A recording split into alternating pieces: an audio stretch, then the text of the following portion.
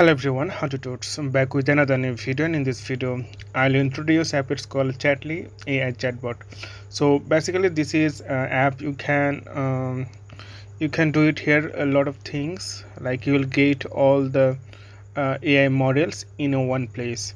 So you can download and install this app from Google Play Store and App Store. If you see here, uh, the ratings of the app 4.3 out of 5, 10k reviews, 24 megabyte size of the app, and 1 lakh reviews. If you look at the statistics, and in the future, then multiple AI models in one place, like you'll get ChatGPT, DeepSeek, and Gemini, all the things in one place.